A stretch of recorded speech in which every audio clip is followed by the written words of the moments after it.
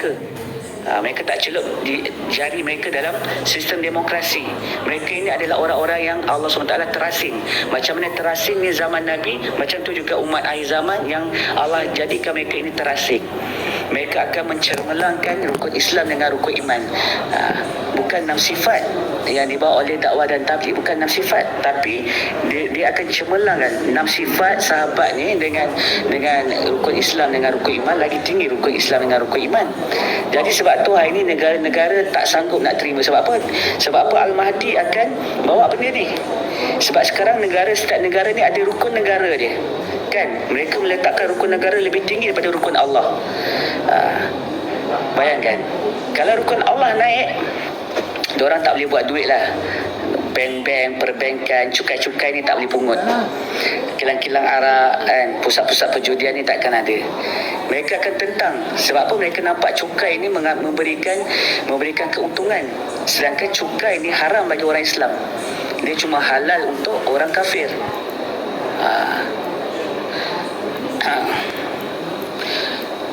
Ustaz, nanti berhijrah tu lelaki saja ke bagaimana wanita? Dia ada fasa dia. Permulaan adalah lelaki. Lelaki ni akan berbaiat. Tapi kalau ikutkan guru saya cakap, lelaki perempuan pun boleh pergi kalau mereka bersedia. Tapi nak pergi ke baiat untuk ke Al-Mahdi tu bukan perkara yang mudah.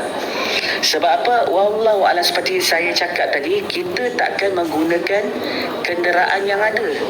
Mungkin kapal terbang dah tak ada. Sebab apa? Dia dah jadi Tuhan. Ini kita muzakarah macam ni je lah. Kita sama adik dia akan berlaku macam tu ataupun lain. Wallahu a'lam. Tapi saya nak beritahu dekat korang sini, apa persiapan kita? Apa persiapan kita? Bayangkan kalau hari ni kita tak usahakan tinggalkan sistem ni, kita menahan nafsu kita tak ada sifat mengambil. Nabi aja sifat memberi kan, tapi hari ni kita sifat mengambil. Kita nak ambil riba, kita nak ambil nak buat nak sifat mengambil, nak beli kereta, nak beli rumah.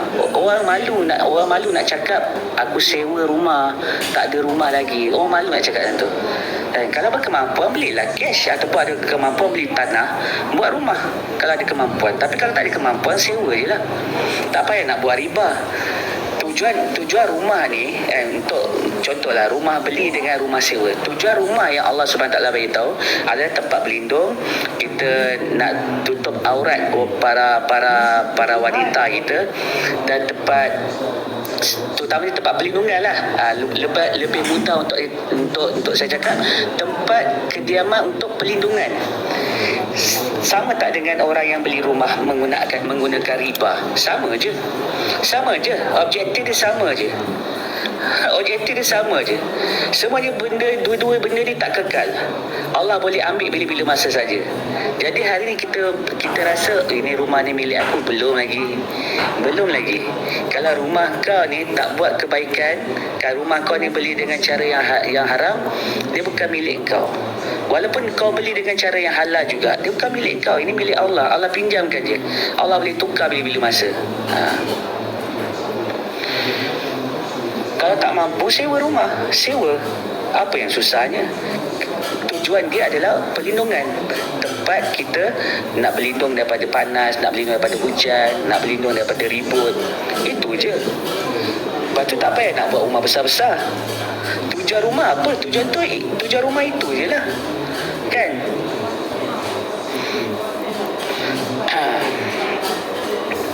Sewa je rumah, insyaAllah. Sewa rumah ni mudah. Contoh kalau misal kata Al-Mahdi dibaiat, kan, kalau orang yang ada rumah ni dia susah. Sebab apa? Bila nak dibaiat dengan ini, contoh kita nak berbaiat dengan Al-Mahdi, dia punya apa nama dia, tashkil ni maksud dia ajakan Al-Mahdi ni bukan untuk 40 hari bersama dia, bukan untuk 4 bulan. Dia kena bersama Al-Mahdi ni terus berhijrah. Kalau usaha dakwah tabligh, kalau orang yang buat dakwah, dia panggil, kalau masyih-masyih kita, ulama kita panggil, iaitu hijrah batah. Hijrah batah ni hijrah yang takkan kembali dah. Hijrah yang takkan kembali. Jadi hijrah bata ni yang kita akan buat. Kita akan tinggalkan tempat tinggal kita bersama semata-mata untuk kita nak kekalkan iman kita bersama Al-Mahdi. Nak kekalkan iman kita. Akhir zaman Allah bagi tahu ada tempat-tempat dia untuk kita pelihara iman. Allah bagi tahu dah. Tapi bila masanya Allah akan bagi hint pada khalifah Allah. Allah akan bagi hint kat situ. So kita kena buat persiapan lah. Buat persiapan apa yang perlu kita tinggalkan. Ini baju kita banyak sangat ni. Kan orang kaya zaman Nabi SAW, Sayyidina Abdul Rahman bin Auf yang billionaire. Kita ni bukan billionaire. Kita ni air je. Kan kadang-kadang air pun kadang-kadang miss. Kadang-kadang air nak beli pun miss. Kena berkira-kira dulu kan. Ini Sayyidina Abdul Rahman bin Auf, berapa helai baju dia? 3 helai saja. Tapi kita hari ni orang yang biasa-biasa, yang miskin kan, yang tak ada apa-apa, tengok buka almari berapa banyak baju-baju kita. Macam mana kita nak masuk syurga? Sayyidina Abdul Rahman bin Auf tu nak masuk syurga pun, orang yang dijanjikan syurga, ahli Badar. Ya Allah SWT, memang Allah janji syurga pada beliau dan Allah letakkan radhiyallahu anhu. Orang yang Allah janjikan syurga. Kita tak boleh lawan kan dia. Itu pun nak masuk syurga merangkak. Ini kita buka kita punya almari. Bayangkan.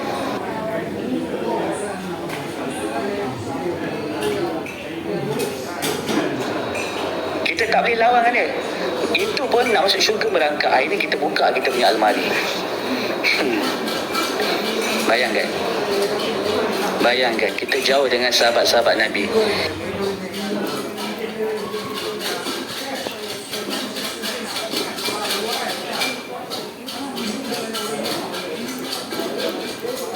Kita belum lagi berkorban untuk agama.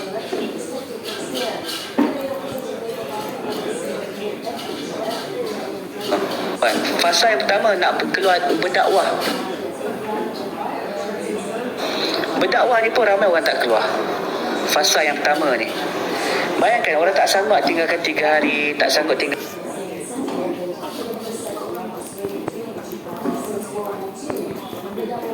40 hari, tak sanggup nak tinggalkan 4 bulan.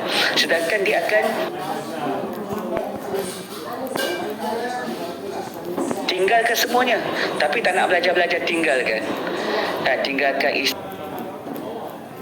isteri, tinggalkan anak, tinggalkan harta, tinggalkan pekerjaan. Semata-mata kita kena melalui fasa ni. Fasa ni sebenarnya dia akan train kita untuk menjadi soldier, untuk menjadi tentera Allah Subhanahu Wa Taala. Tapi kalau yang ni pun kita tak boleh buat, habis. Sebab fasa yang seterusnya bukan 3 hari, bukan 40 hari, bukan 4 bulan. Fasa yang seterusnya kita kena tinggalkan kediaman kita, tempat tinggal kita, negara kita, semata-mata untuk memelihara iman kita.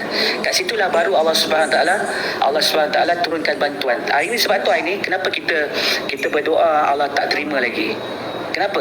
Sebab kita ni terbabit dalam sistem ni. Kita masih lagi menyokong Yahud dan Nasara.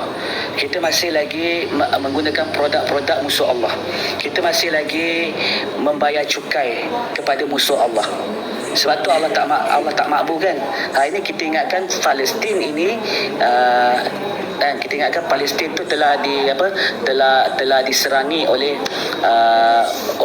bendera putih biru kan, bendera putih biru. Tapi sebenarnya silap, kita yang telah dijajah.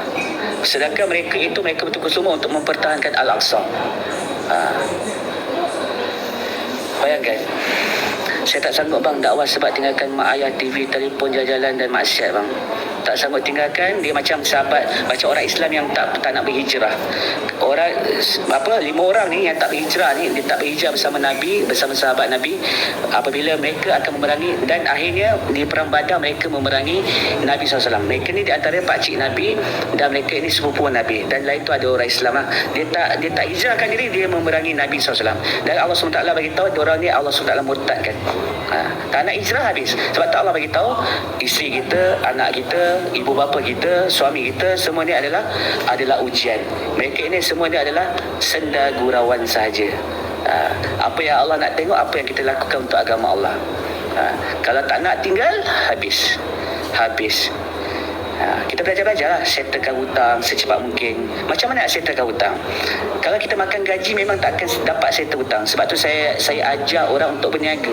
Macam mana nak berniaga? Berniaga ni dia punya rezeki dia unlimited. Kalau kita makan gaji, kita ni letakkan rezeki kita, orang yang tentukan rezeki kita. Kalau sebulan 3,000, 3,000. Kalau sebulan 5,000, 5,000. Tapi kalau berniaga ni unlimited. Berapa Allah nak bagi, itu kehendak Allah.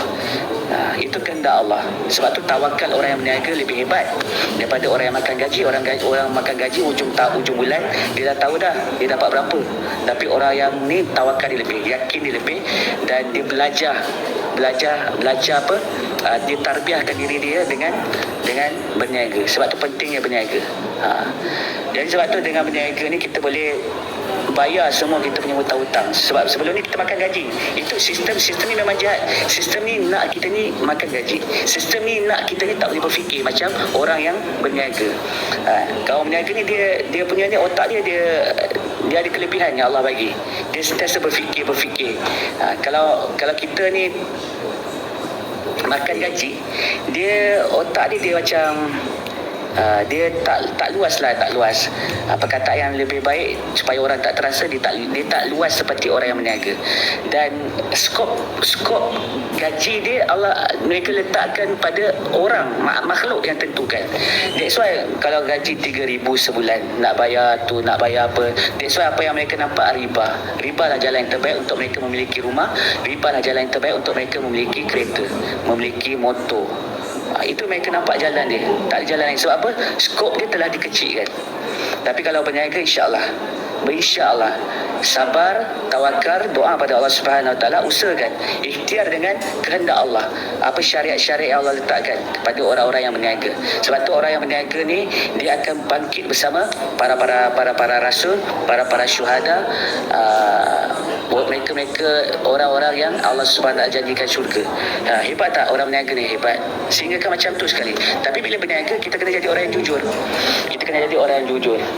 Orang yang bertakwa di sisi Allah. Kita tak menipu.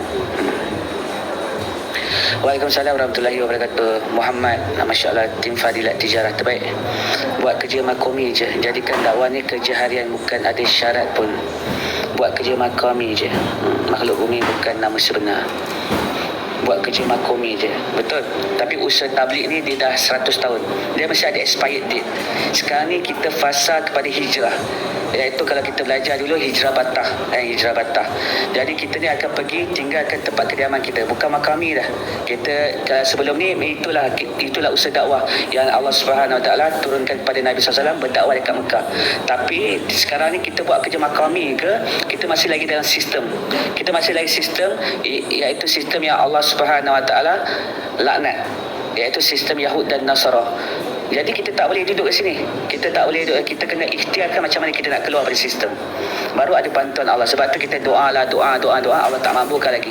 Palestin masih lagi macam tu. Sebab apa? Sebab kita ni terlibat dengan sistem. Kita ni pendosa. Hari-hari lakukan dosa. Jadi nak keluar daripada sistem ni, kita kena hijrah.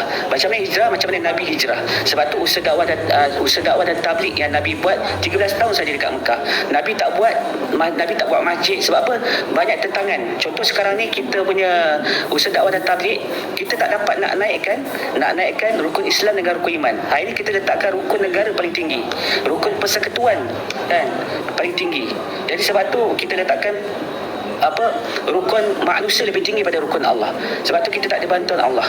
Nak ada bantuan Allah macam mana yang sahabat Nabi dan Nabi SAW berhijrah.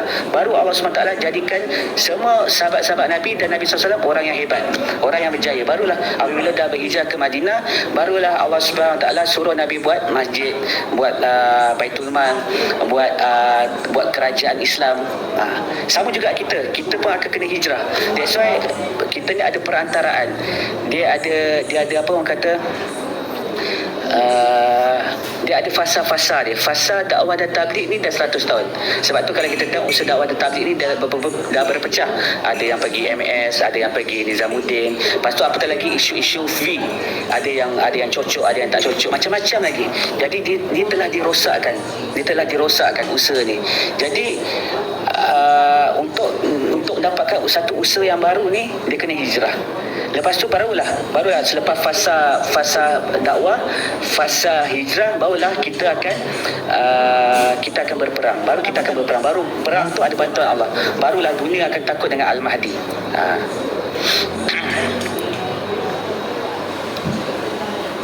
Makhluk bumi bukan nama sebenar ini, bukan patahkan, tapi ini pada kata Islam supaya kita berfikir kerana agama. Betul? Dia ada fasa-fasa dia. Betul. Jadi itulah apa persiapan kita. Kita kena buat persiapan. Kita tak boleh tunggu. Ada orang kata tunggu Al-Mahdi. Al-Mahdi lah akan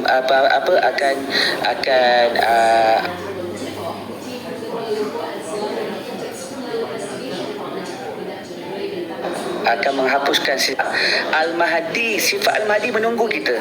Kita bukan menunggu Al-Mahdi.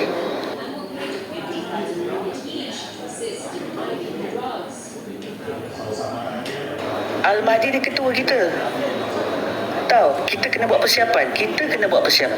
Apa persiapan kita? Macam mana kita, apa persiapan dia yang ikut Al-Mahdi ni? Orang yang tak ada riba, orang yang tak terbabit dengan cukai, orang yang tak terbabit dengan sistem ni. Ikut Al-Mahdi. Sebab apa? Dia kena betul-betul orang bertakwa. Sebab Allah bagi tahu orang mukmin. Nanti sebab tu kalau tengok hadis, ada hadis dia ada dua fasa, iaitu fasa hijrahnya ada dua. Satu di awal, iaitu zaman Nabi SAW. Fasa yang kedua adalah umat akhir zaman. Dia akan buat macam mana Nabi buat. Dan mereka ni tak ramai. Tentera yang hak ni cuma ada 313 orang saja. Itu tentera dia saja, tak ramai. Tapi Allah beri tundukkan dunia. Sebab apa? Sebab mereka hijrahkan diri, mereka keluarkan diri. Sebab tu kalau usaha dakwah dan tabligh, dia kena keluar 3 hari, 40 hari, 4 bulan. Ini adalah satu orang kata didikan ataupun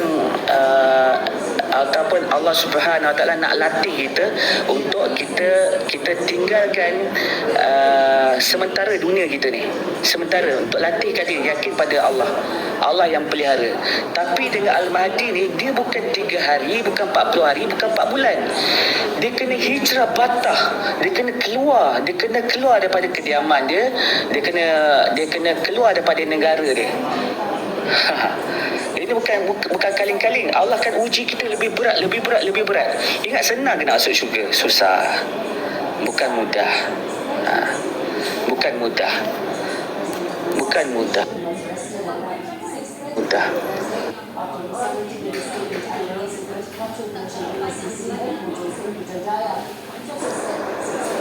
Sebab tu kenapa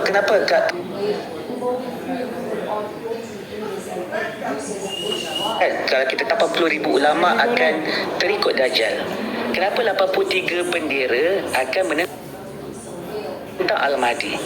Maksud dia 80,000 ulama tu akan menentang Al-Mahdi. Dia kenapa? First kali kita tengok 83 bendera tu, berapa banyak 83 bendera tu yang ada bendera, kan? 83 bendera tu mereka ni ada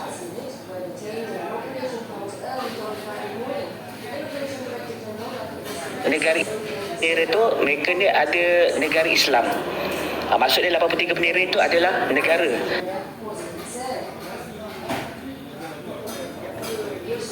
akan menentang Al-Mahdi. Kenapa dia kena menentang? Dia akan naikkan rukun Islam, dia akan naikkan rukun iman. Sunnah yang paling besar dalam Islam adalah rukun Islam dengan rukun iman. Kita akan kembali balik macam mana yang Nabi bawa. Kita akan balik kepada fasa tu. Fasa 6 sifat ni dah tak ada dah. Sifat ini adalah transit untuk menjadikan kita tentera Allah di akhir zaman. Usaha dakwah dan tabligh dia 100 tahun. Dia pasti akan ada expired date dia. Jadi kita akan pergi ke fasa hijrah lebih besar lagi. Sebab tu orang nak keluar 3 hari, 40 hari, 4 bulan pun orang tak sanggup. Sebab yang ikut Al-Mahdi ni tak ramai. Yang ikut Al-Mahdi ni bukan 3 hari, 40 hari, 4 bulan. Dia kena keluar selama-lamanya. Jadi orang yang ada sifat cinta dunia ni